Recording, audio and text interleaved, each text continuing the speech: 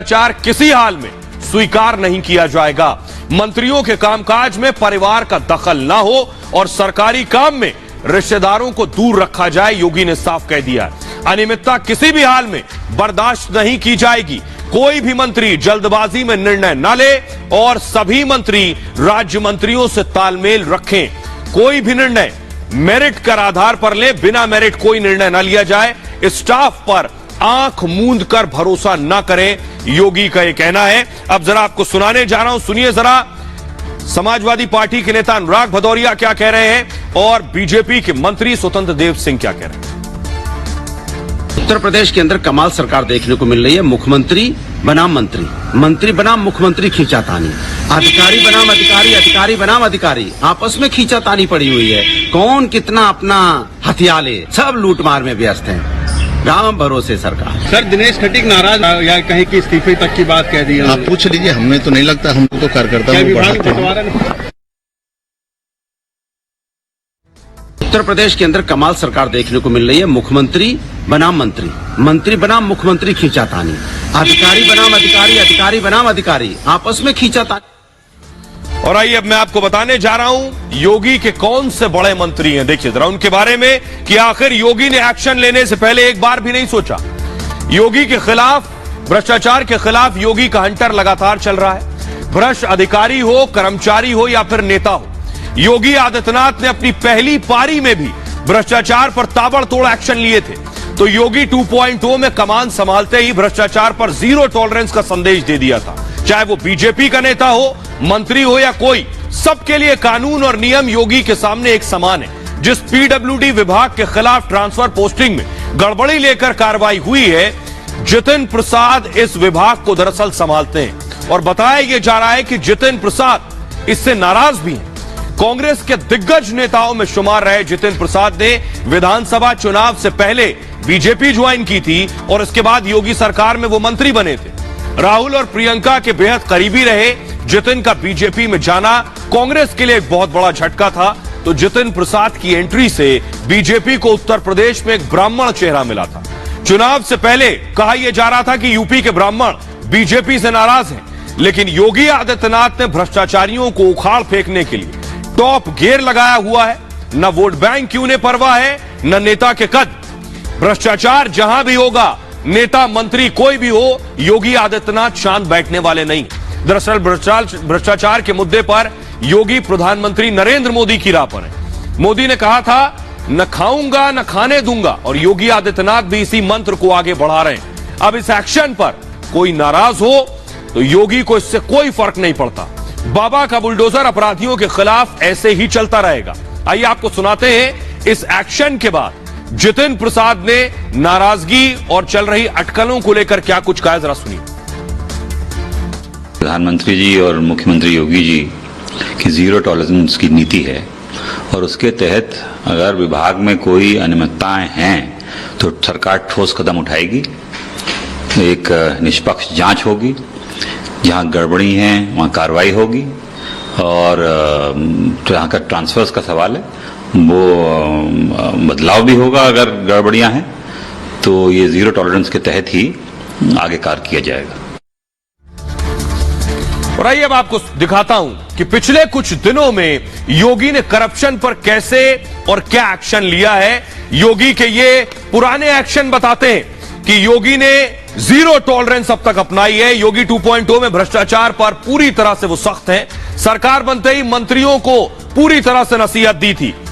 बड़ी चीज जो उत्तर प्रदेश में एक धंधा चल रहा था ट्रांसफर पोस्टिंग का, इस पे बहुत कमाई होती है तबादले करवाने में। योगी ने सबसे पहले इस पर नकेल कसी। निजी सचिवों पर भी नजर रखने को कहा गया। मंत्रियों से संपत्तियों का ब्यौरा मांगा गया। मंत्रियों के साथ आईएएस और आईपीएस पर भी चाबुक चला। आईएएस आईपीएस को भी संपत्ति का ब्यौरा देना होगा। इनके परिवार की संपत्ति की भी जानकारी मांगी गई बाकायदा, और पब्लिक पोर्टल पर भी इन्हें जानकारी देनी पड़ी।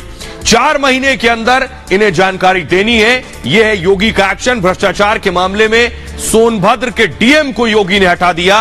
गाजियाबाद के औरैया के डीएम को भी सस्पेंड कर दिया गया इस मामले में।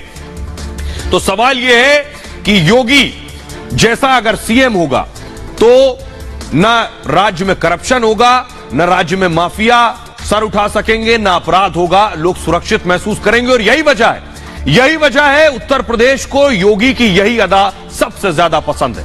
बहरहाल खबरों में आगे बढ़ते हैं।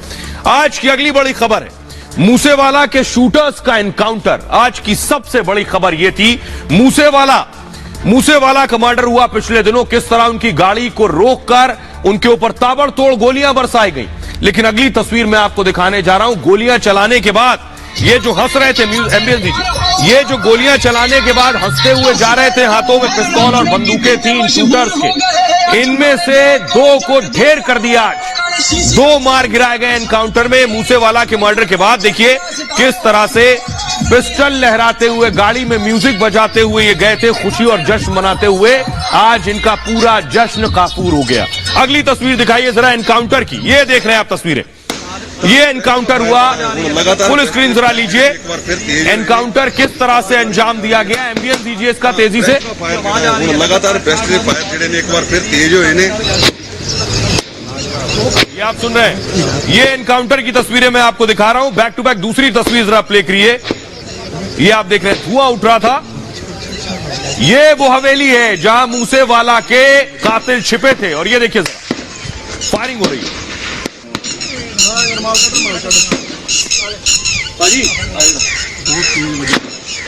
पुलिस को सूचना मिली कि इस हवेली में मूसेवाला के कातिल छिपे हैं। पुलिस यहां पहुंची, इस पूरे हवेली को चारों तरफ से घेर लिया। उसके बाद फायरिंग शुरू हुई। देखिए जरा, दोनों तरफ से फायरिंग हो रही है। जो पुलिस के बुलेट्स हैं वो आपको दीवार पर लगती हुई नजर आ रही हैं और दोनों तरफ से ये फायरिंग हो रही थी। और आइए अब आपको दिखाता हूं किस जगह पर, जो पाकिस्तान से सिर्फ 10 किलोमीटर की दूरी पर जगह थी, वहां ये कातिल छिपे हुए थे।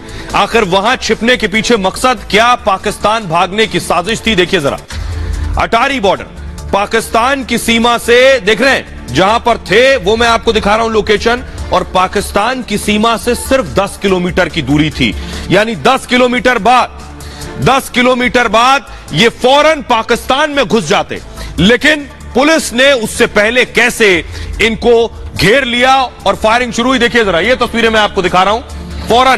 फौरन उसके बाद कैसे वहां पुलिस की बख्तरबंद गाड़ियां पहुंची। ये देखिए पुलिस की गाड़ी पहुंची। अगली तस्वीर दिखाई जरा, ये बख्तरबंद गाड़ी आप देख रहे हैं। उसके बाद डीजीपी पहुंचे मौके पर, जैसे ही उनको जानकारी मिली डीजीपी पहुंचे। अगली तस्वीर दिखाइए, एसओजी की पूरी टीम पहुंची।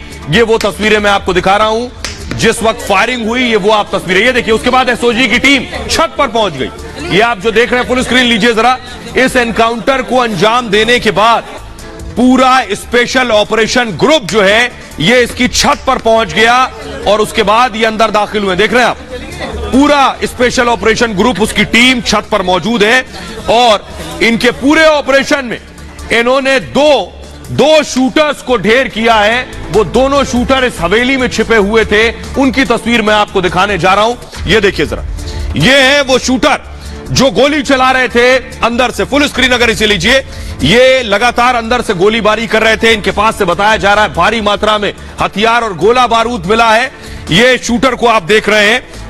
लेकिन अब मैं आपको बताऊं, ये एनकाउंटर में मार गिराया गया है, लेकिन कैसे इस पूरे ऑपरेशन को, इस बहुत कॉम्प्लिकेटेड एनकाउंटर को अंजाम दिया गया, पुलिस के लिए बड़ी चुनौती थी। शुरू में इस तरह की खबरें आई, पुलिस को एक कंफ्यूजन था कि ये शूटर्स हैं या आतंकी हैं। तो ये आप देख रहे हैं, ये जो मैं आपको दिखा रहा हूं, ये वही हवेली है जहां ये एनकाउंटर को अंजाम दिया गया। अमृतसर में अटारी बॉर्डर के पास ये एनकाउंटर हुआ। वाघा अटारी का नाम आपने सुना होगा, जहां वाघा अटारी जो बॉर्डर से बेहद नजदीक है। 5 घंटे तक ये मुठभेड़ चलती रही। 5 घंटे दोनों तरफ से गोलीबारी हो रही थी। सुबह 11 बजे ये एनकाउंटर शुरू हुआ और मूसेवाला हत्या में शामिल 2 शार्प शूटर्स इस एनकाउंटर में ढेर कर दिए गए। इतना ही नहीं, शूटर का नाम जगदीप सिंह और दूसरे का नाम मनप्रीत है। मौके से AK-47 और एक पिस्टल बरामद हुई है। एक बैग में भी पुलिस ने एक बैग भी अंदर से मौके से बरामद किया है बाकायदा। पाकिस्तान भागने की फिराक में थे दरअसल ये गैंगस्टर, और एक हवेली में छिपे थे मूसेवाला के ये हत्यारे। ये जो हवेली आप देख रहे हैं, यही वो हवेली है। इस पूरी हवेली को पुलिस ने घेर लिया था और उसके बाद इस पर एनकाउंटर शुरू किए। पुलिस ने घेराबंदी के बाद इनसे कहा कि सरेंडर कर दें, लेकिन इन्होंने सरेंडर नहीं किया। सरेंडर से मना करने पर जमकर फायरिंग की गई बाकायदा। पंजाब पुलिस के 300 से ज्यादा जवान तैनात थे जिन्होंने इस हवेली को घेर रखा था और 50 से ज्यादा कमांडो मौके पर मौजूद थे। इस दरमियान पुलिस ने 2 किलोमीटर का इलाका सील कर दिया और बीएसएफ को भी शूटर्स के बारे में जानकारी दे दी गई थी। बॉर्डर सिक्योरिटी फोर्स को एनकाउंटर में 3 पुलिसकर्मी घायल हो गए हैं। और आइए अब मैं आपको दिखाऊं जिन्हें मार गिराया गया है, जिन शूटर्स को, उन दोनों की तस्वीरें मैं आपको दिखाने जा रहा हूं। शूटर्स की तस्वीरें दीजिए। किलर पिक ये आप देख रहे हैं, मारे गए गैंगस्टर की तस्वीर आप देख रहे हैं। जगरूप और मनप्रीत, इन दोनों को ढेर किया गया है। अगली तस्वीर अगर आप दिखाइए। आइए अब मैं आपको सुनवाता हूं, सुनिए जरा, जो चश्मदीद एनकाउंटर के वक्त मौजूद था उसे सुनिए। गोलाबारी हो रही है 11 बजे तो शुरू अजे तक गोलाबारी हो रही है। उत्थे जी मकई का अचार बनाउण दा इलाका जिहड़े साडे पिंड वाले बलविंदर सिंह दोधी दा वा डेरा ते उत्थे अंदर ही लुके जी किते। और आइए अब आपको वो हवेली दिखाने जा रहा हूं जिस हवेली में ये शूटर छिपे हुए थे। कौन सी वो हवेली है और आखिर ये शूटर इस हवेली में क्यों पहुंचे और क्यों इस हवेली को ही इन्होंने चुना। पंजाब पुलिस को भारत पाकिस्तान बॉर्डर से 10 किलोमीटर दूर भकना गांव खत्म हो पुरानी हवेली में दोनों शार्प शूटर के छिपे होने की खबर मिली। दरअसल ये हवेली पहले किसी और की थी, इसे किसी दूसरे शख्स को बेच दिया गया। फिलहाल इस हवेली में कोई नहीं रहता था और यहीं पर ये दोनों गैंगस्टर छिपे हुए थे। एनकाउंटर खत्म होने के बाद एसओजी की टीम छत पर पहुंची और फिर दोनों शार्प शूटर्स का शव यहां से बरामद किया गया। पंजाबी सिंगर मूसेवाला के एक एक कातिल का हिसाब हो रहा। मूसेवाला मर्डर में शामिल शूटरों को अब एक एक कर ठिकाने लगाया जा रहा है। इसमें मूसेवाला पर पहली गोली, जिसने पहली गोली मूसेवाला पर चलाई थी, मन्नू, उसे भी पुलिस ने मार गिराया। दरअसल पंजाब पुलिस की विशेष टीम को जानकारी मिली थी कि मन्नू और जगरूप रूपा पाकिस्तान भागने के इरादे से बॉर्डर से सटे गांव की पुरानी हवेली में छिपे। इसके बाद पंजाब पुलिस की टीम ने घेराबंदी की, बीएसएफ से संपर्क साधा और पंजाब पुलिस के 300 से ज्यादा जवान और 50 से ज्यादा कमांडो मिशन पर जुट गए। 5 घंटे तक मूसेवाला के हत्यारे दोनों शूटर पुलिस का मुकाबला करते रहे और इसके बाद दोनों पुलिस की गोली का शिकार बन गए। पाकिस्तान सुरक्षित भागने का प्लान इन दोनों शार्प शूटरों का धरा रह गया। अटारी बॉर्डर पर मारे गए इन दोनों शार्प शूटरों की तस्वीर 21 जून को सामने आई थी। सीसीटीवी तस्वीर में दोनों बाइक पर सवार थे। पंजाब के मोगा में दोनों साथ दिखे थे। असल में पुलिस को जांच में यह पता चला था कि मूसेवाला मर्डर में पहली गोली मन्नू ने चलाई थी और इसके बाद से ही पंजाब पुलिस उसकी तलाश कर रही थी। सुनिए जरा पंजाब के एडीजीपी क्या कुछ कह रहे हैं, प्रमोद भान। काफी जी AK-47 पिस्टल को तो मौके से बरामद हुई है। बैग भी है वहाँ पर, but that will be examined forensic by the FSL team. तो उस तो बाद ही बैग खोल के जांच की जा सकती है कि केड़े और वेपन है, कितना और है। सर पुलिस के कितने कर्मी जख्मी हुए इसमें, क्योंकि एक मीडिया कर्मी जो है वो जख्मी हुआ है, उसका गोली लगी है। पुलिस के कितने कर्मी? पुलिस के तीन कर्मियों को माइनर इंजरी है और जो साढ़े को रिपोर्ट है कि एक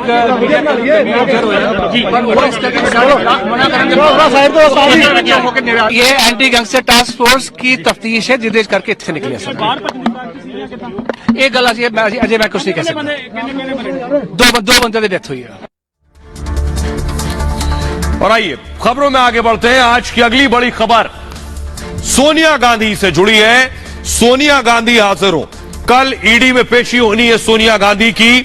सोनिया गांधी अब तक बीमार थी, अब ठीक होकर लौटी हैं। कल ईडी यानी इन्फोर्समेंट डायरेक्टरेट सोनिया गांधी से सवालों के जवाब करेगा। अगली तस्वीर दिखाइए जरा, यह है ईडी का दफ्तर, इन्फोर्समेंट डायरेक्टरेट का ऑफिस। सोनिया गांधी की कल यहां पेशी होनी है। सोनिया गांधी की पेशी से पहले कांग्रेस बड़ा हल्ला हंगामा करने की कोशिश करेगा। अगली तस्वीर दिखाइए।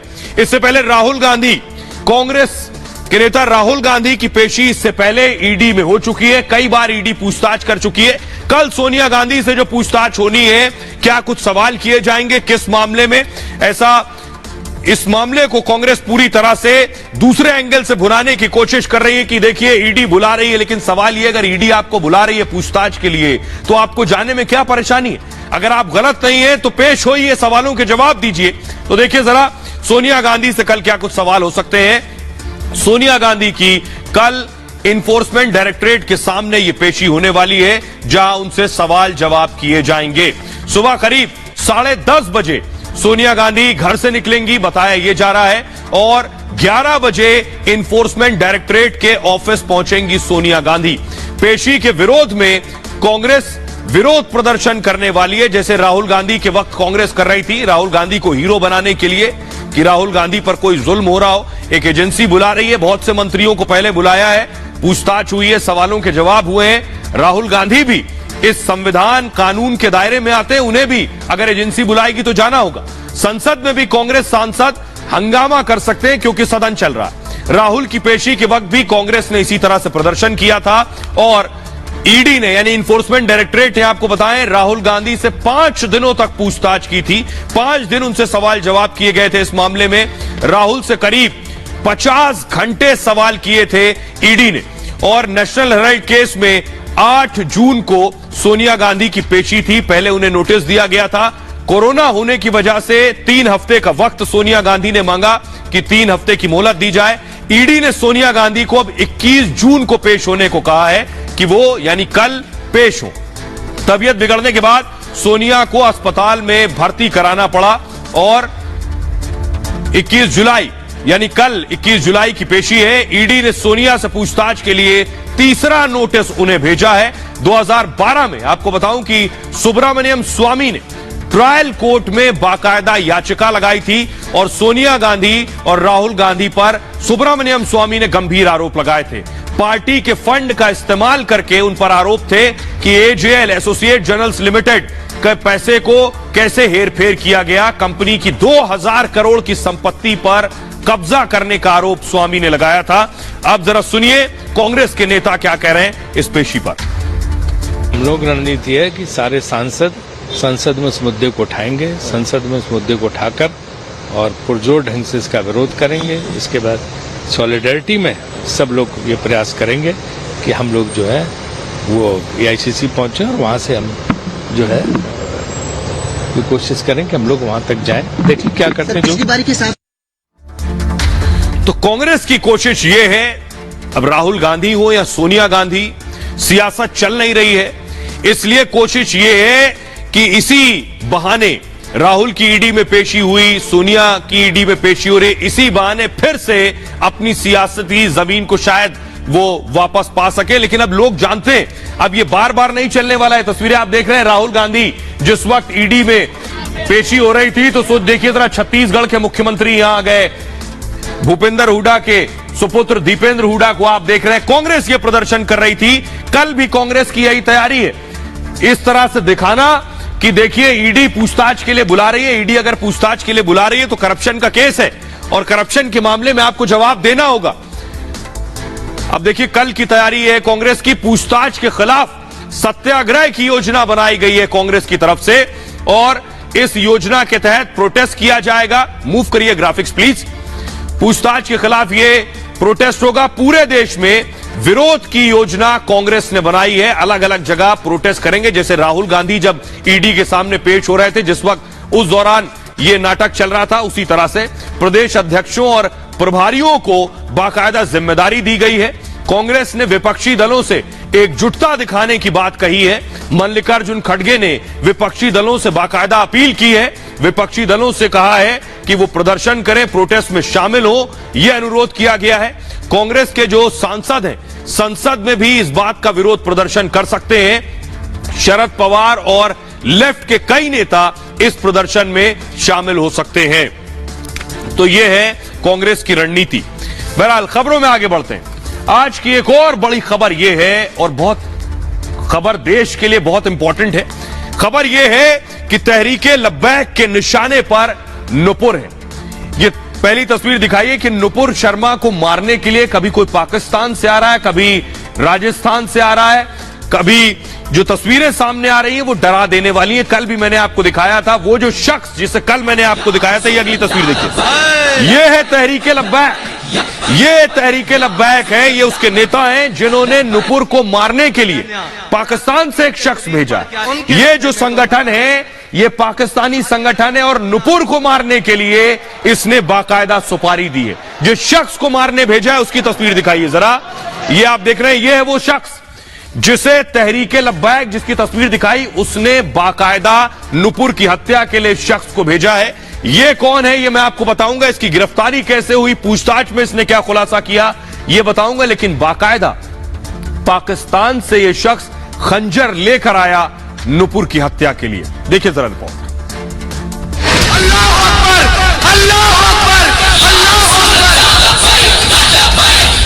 जिसने नारा लगाया जय श्री राम के मुकाबले में अल्लाह अकबर, अल्लाह अकबर,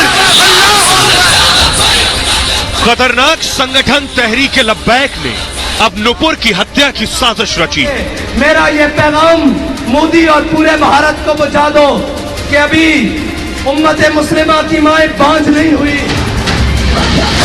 पाकिस्तान का तहरीके लब्बैक नुपुर को मारने के लिए पूरी प्लानिंग के साथ अपने आतंकी भेज रहा है। हमारी बात गौर से सुन लो, जहां से गुस्ताख सर उठाएगा लब्बैक वाले वही अड्डी देंगे। तहरीके लब्बैक पाकिस्तान का कट्टरपंथी संगठन है जो लोगों को मजहब के नाम पर भड़काकर माहौल खराब करना चाहता है।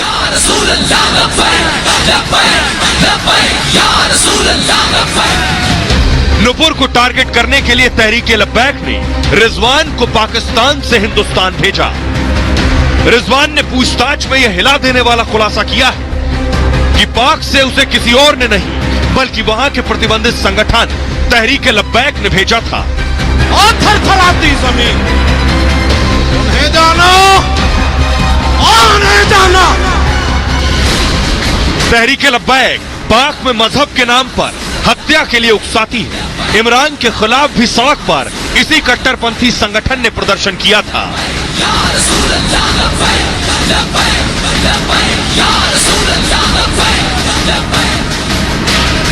और अब यही संगठन नुपुर शर्मा के खिलाफ मर्डर की प्लानिंग में लगा है।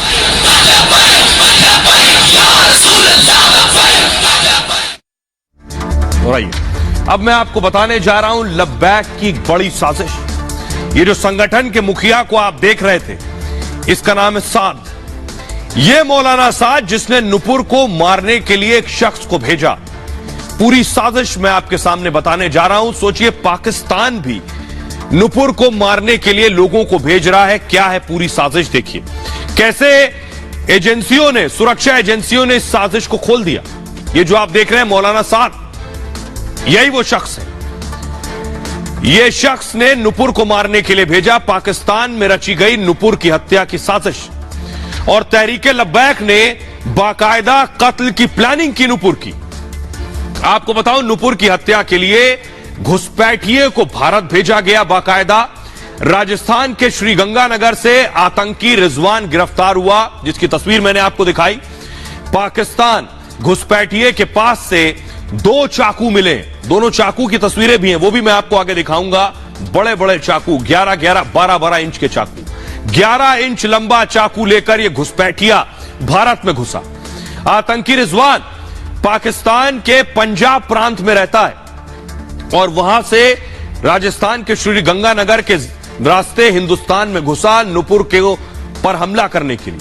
तहरीके लब्बैक की विचारधारा से प्रभावित था ये और मौलवियों के साथ नुपुर की हत्या का बाकायदा पूरा इसने प्लान बनाया था।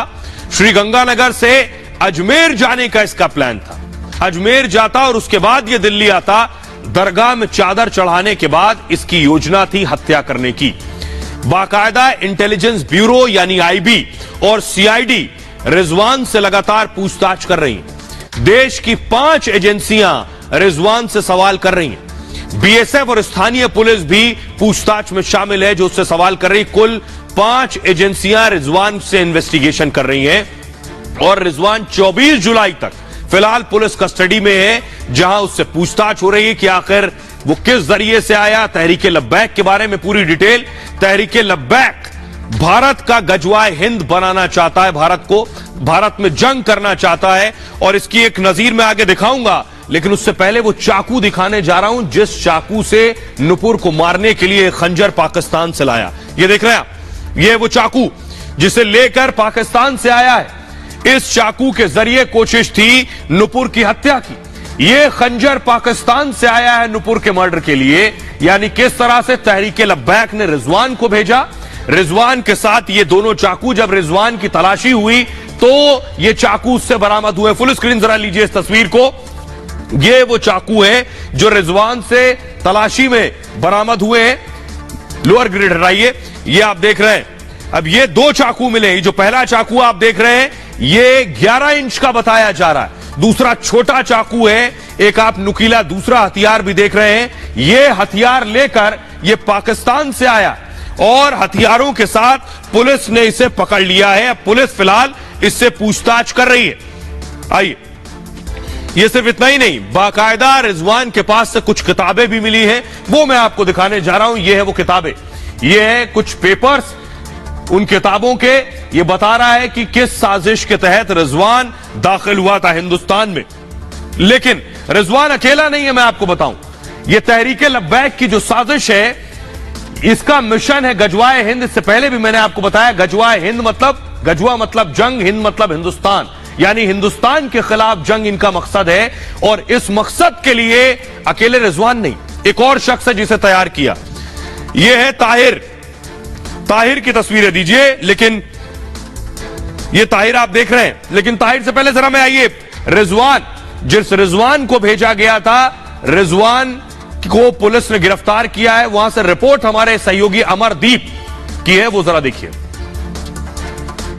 पाक से जो घुसपैठिया रिजवान आया था उसके जहन में नुपुर शर्मा के कत्ल की प्लानिंग थी। ये वही घुसपैठिया है रिजवान जो पाक से तारबंदी पर बीएसएफ को मिला था। बीएसएफ ने इसको डिटेन किया था। पूछताछ लगातार इससे जांच एजेंसियां कर रही हैं।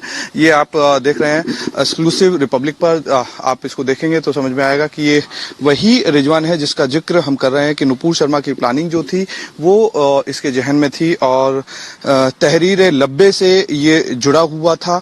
तहरीर लब्बे वही संगठन है जो पिछले साल पाकिस्तान में लगातार आपने देखा कि किस तरीके से वहां पे सरकार की खिलाफत कर रहा था और इस संगठन से ही ये इन्फ्लुएंस था और लगातार इसी संगठन के जरिए अब ये इन्फ्लुएंस था और उसी के जरिए ये नुपुर शर्मा को टारगेट करने के फिराक में था। फिलहाल बीएसएफ के साथ साथ में तमाम बड़ी एजेंसियां जो हैं वो इस व्यक्ति से पूछताछ कर रही हैं। तो आप देख रहे थे ये रिजवान जिसे पाकिस्तान से भेजा गया, उसके पास से हमारे सहयोगी अमरदीप की रिपोर्ट थी। लेकिन जरा ताहिर को दिखाइए, ये रिजवान है और ये ताहिर है। लब्बैक के ही मिशन को आगे बढ़ा रहा था, गजवाए हिंद यानी हिंदुस्तान के खिलाफ जंग। अब आप सोचिए भारत के खिलाफ किस तरह की साजिश हो रही है। एक कि भारत के खिलाफ जंग छिड़ी जाए, दूसरा कैसे यह माहौल बनाया जाए जो एक 2047 डॉक्यूमेंट आया कि भारत को मुस्लिम राष्ट्र बनाना है, ये सब इसका हिस्सा है। और इसी संगठन ने नुपुर की हत्या का प्लान बनाया। देखिए जरा ताहिर को किस तरह से तैयार किया गया। 15 जुलाई को पटना में ताहिर की गिरफ्तारी हुई थी। यह भी तहरीके लब्बैक के मिशन को आगे बढ़ा रहा था। आईबी से जो खुफिया सूचना मिली है उसके बाद इसकी गिरफ्तारी की गई और ताहिर के तहरीके लब्बैक से संबंध पाए गए। उस इन्वेस्टिगेशन में यह पता चला ताहिर पाकिस्तान के फैजान के नियमित संपर्क में था और ताहिर गजवाए हिंद नाम से बाकायदा एक ग्रुप चला रहा था। ग्रुप में डायरेक्ट जिहाद की प्लानिंग हो रही थी कि कैसे लोगों को जिहाद के लिए तैयार किया जाए, धर्मयुद्ध के लिए तैयार किया जाए। पाकिस्तानी नंबर से गजवाए हिंद ग्रुप बनाया गया था बाकायदा और ग्रुप के प्रोफाइल पिक्चर में बाकायदा पाकिस्तानी झंडा भी लगा था, वो भी हमने आपको दिखाया था। ग्रुप में पाकिस्तानी समेत 181 से ज्यादा लोग जुड़े हुए थे इस ग्रुप में। ग्रुप में भारत विरोधी वीडियो पोस्ट किए जा रहे थे। ये सारी चीजें हो रही थी भारत में आग लगाने के लिए। आतंकवाद के समर्थन में बाकायदा इसमें वीडियो डाले जा रहे थे जिससे लोगों को और भड़काया जा सके। आइए अब मैं आपको सुनवाता हूं पटना के एसपी मनीष कुमार ने बताया था गजवाए हिंद की पूरी प्लानिंग क्या थी, यानी हिंदुस्तान के खिलाफ जंग की पूरी साजिश। पे जो हम लोगों को गजवा हिंद करके जो सोशल पोस्ट मिला था, उस पर कल हम लोगों ने FIR किया था और जो एडमिन था उसको हम लोगों ने जेल भेजा था। उसके बाद उसके मोबाइल में जितने चैट्स हैं, फेसबुक लिंक से जितने वीडियोस यूट्यूब पे लोड किए गए हैं, वो भड़काऊ, उन्मादी और एक विशेष धर्म के अगेंस्ट हैं और उनके लिंक्स अभी तक हम लोग जो इस्टेब्लिश कर पाए हैं वो ट्रांसनेशन है, इस देश से बाहर है। उसके हैंडलर्स भी इस देश से बाहर के लोग मिले हैं, पाकिस्तान, बांग्लादेश और यमन। अभी तक की जो स्थिति है उसमें हम लोग इस्टेब्लिश कर पाए हैं। टेक्निकल हमारी इंफॉर्मेशन है, उस इंफॉर्मेशन को हम ग्राउंड पे वेरीफाई करके जीरोइंग कर रहे हैं और रेट्स भी चल रहे हैं। कुछ जो जीरोइंग हुई है उस पर रेट्स भी चल रहे हैं और हमें पूरा विश्वास है जो स्पेशल SIT काम कर रही है इस पर, वो बहुत जल्द ही और लोगों को गिरफ्तार करेगी। और आइए अब आपको बताते हैं ये तहरीक लब्बैक भला क्या है, ये आखिर किस तैयारी में है और ये क्या करना चाहती है भारत में। देखिए, तहरीक लब्बैक पाकिस्तान का एक कट्टरपंथी दक्षिणपंथी इस्लामी चरमपंथी संगठन है और जिसकी बुनियाद खादिम हुसैन रिजवी ने रखी। तहरीक लब्बैक को पाकिस्तान में ईश निंदा कानून में किसी भी बदलाव के विरोध में प्रदर्शन के लिए जाना जाता है। 6-7 साल के राजनीतिक जीवन में 7 विरोध प्रदर्शन किए इसने। हर बार ये विरोध प्रदर्शन हिंसक हो गए और हर बार तहरीक लब्बैक के सामने तत्कालीन पाकिस्तान सरकार को झुकना पड़ा। पाकिस्तान की 5वीं और पंजाब की 3री सबसे बड़ी राजनीतिक ताकत समझे जाने वाले तहरीक लब्बैक की मांग है कि शरिया के हिसाब से पाकिस्तान में कानून को स्थापित किया जाए। अपनी इसी कट्टर विचारधारा के लिए तहरीक लब्बैक पाकिस्तान में काफी लोकप्रिय हो गया है। आपको बताऊं, तहरीक लब्बैक ने पहली बार पाकिस्तान में 2018 में चुनाव लड़ा था। तहरीक ने संसदीय और प्रांत की विधानसभा सीटों पर 559 उम्मीदवार खड़े किए थे, जिनमें से 2 उम्मीदवार सिंध विधानसभा की सीटों पर जीते, जबकि दूसरे प्रांत से भी 1 उम्मीदवार ने जीत हासिल की। लेकिन उनकी गतिविधियों में शामिल होने के कारण उस वक्त की सरकार यानी तत्कालीन सरकार इमरान सरकार ने तहरीक लब्बैक पर पूरी तरह से बैन और प्रतिबंध लगा दिया था, क्योंकि इनकी हरकतें इस तरह की थीं। आइए मैं आपको बताऊं कि तहरीक लब्बैक जो है ये दरअसल क्या है, इनका मकसद क्या है, ये कैसे पाकिस्तान में भी कट्टरपंथ को बढ़ावा दे रहे थे और इनका मकसद उन मुल्कों में पैर पसारना है जहां इनकी उपस्थिति नहीं है। देखिए जरा, तहरीक लब्बैक 1 अगस्त 2015 को इसकी स्थापना हुई। मौलाना खादिम हुसैन रिजवी इसके संस्थापक थे। पाकिस्तान में कट्टर शरिया कानून लागू करना इनका मकसद था और मकसद पूरा करने के लिए आतंक के रास्ते को इन्होंने चुना। 2021 में तहरीक लब्बैक पर बाकायदा बैन लगाए गए। इमरान सरकार ने बैन लगाए इन पे। इमरान सरकार ने जब प्रतिबंध लगा दिए तो पाकिस्तान के बाद अब इनके टारगेट पर हिंदुस्तान है। अब भारत इनके निशाने पर है। गजवाए हिंद मिशन को बढ़ाना इनका मकसद है, यानी पाकिस्तान में बैन है। अब भारत में जंग, जिहाद को कैसे बढ़ावा दिया जाए, भारत को इस्लामिक मुल्क बनाना चाहते हैं ये तहरीक लब्बैक। भारतीय मुस्लिमों को जिहाद के लिए उकसाते हैं, सोशल मीडिया के जरिए लोगों से संपर्क करते हैं, व्हाट्सएप के जरिए लोगों के साथ जुड़ते हैं, ग्रुप बनाते हैं। जैसे ताहिर के केस में आपने देखा, गली गली में इस्लाम का परचम लहराना इनका मकसद है। सांप्रदायिक दंगे करवाने की साजिश करता है यह संगठन। कश्मीर में अलगाववाद को भी भड़काता है। ये सारी घटनाओं में ये शामिल रहे हैं। आइए मैं आपको बताऊं, इस तहरीक लब्बैक का जो मुखिया है वो कौन है, किसने इसकी स्थापना की, कैसे पाकिस्तान में इन्हें बैन किया गया। देखिए, उर्दू और पंजाबी में तकरीरें करने वाला रिजवी भारत के खिलाफ खूब जहर उगलता है। गैर मुस्लिमों और विरोधियों को गाली देने से भी परहेज नहीं करता। रिजवी के एक इशारे पर इसके समर्थक हिंसा करना शुरू कर देते हैं। जब ईश निंदा का आरोप झेल रही ईसाई महिला आसिया बीबी को पाकिस्तान की सुप्रीम कोर्ट ने बरी कर दिया था, तब खादिम के कहने पर कट्टरपंथियों ने लाहौर, कराची, इस्लामाबाद में जमकर हिंसा की थी, उत्पात मचाया था। खादिम समर्थकों ने शहरों में तोड़फोड़ की और आगजनी की थी और हालात को संभालने के लिए पाकिस्तान की सेना को बाकायदा दखल देना पड़ा और जिसके बाद पाकिस्तान सरकार और तहरीक लब्बैक के बीच एक समझौता हुआ, जिसके तहत पाकिस्तान सरकार के कानून मंत्री जाहिद हामिद को इस्तीफा देना पड़ा था। ये करते हैं ये 2018 में पाकिस्तान में आम चुनाव हुए, तब साद हुसैन रिजवी की पार्टी तहरीक लब्बैक ने भी चुनाव लड़ा और कट्टरपंथियों को बढ़ावा देने वाली ये पार्टी करीब 22 लाख वोट पाकर देश की 5वीं और पंजाब की तीसरी सबसे बड़ी राजनीतिक ताकत बनकर उभरी। तहरीक ने सिंध के प्रांतीय विधानसभा की 2 सामान्य और 1 आरक्षित सीट हासिल की थी। ये है, आइए अब आपको बताऊं कि साद हुसैन रिजवी जो है ये तहरीक लब्बैक के संस्थापक खादिम हुसैन रिजवी का बेटा है, जिसे इस वक्त आप अपनी स्क्रीन पर देख रहे हैं। पिता की मौत के बाद साद हुसैन रिजवी ने तहरीक लब्बैक का मुखिया बना। ये साद अपने पिता के नक्शे कदम पर चलता है, वो भी भारत के खिलाफ जहर उगलता है। पैगंबर साहब पर कार्टून विवाद के बाद साद हुसैन रिजवी ने पाकिस्तान सरकार से फ्रांस के राजदूत को देश से निकालने की मांग की। सरकार नहीं मानी तो सड़कों पर प्रदर्शन शुरू कर दिया गया, जिसके बाद 12 अप्रैल को पाकिस्तान की इमरान सरकार ने मौलाना साद को गिरफ्तार किया, उसके संगठन को बैन किया। साद के खिलाफ आतंकवाद, हत्या की कोशिश समेत 100 मुकदमे दर्ज थे। इसी कार्रवाई के बाद पाकिस्तान में साद समर्थकों ने जमकर बवाल भी किया और उसकी रिहाई के लिए हजारों लोग सड़कों पर उतर आए, जिसके बाद इस्लामाबाद में जमकर हिंसा हुई। साद समर्थकों ने 8 पुलिस कर्मियों की हत्या कर दी थी। वहीं तहरीक लब्बैक के 11 सदस्य मारे गए थे, जिसके बाद बवाल और बढ़ने लगा, जिसे देखते हुए इमरान सरकार ने इस इस्लामिक कट्टरपंथी संगठन के आगे घुटने टेक दी। उसकी सभी मांगे मानते हुए साद को रिहा कर दिया गया था। आइए मैं आपको बताऊं कि कैसे मौलाना खादिम है कौन। मौलाना खादिम जिसका बेटा साद, उसके बारे में मैं आपको बता रहा था। देखिए जरा, खादिम हुसैन रिजवी का जन्म 22 मई 1966 को हुआ और पाकिस्तान के पंजाब प्रांत के अटक जिले में उनका जन्म हुआ। झेलम और दीना के मदरसों से कुरान की शिक्षा ली उन्होंने।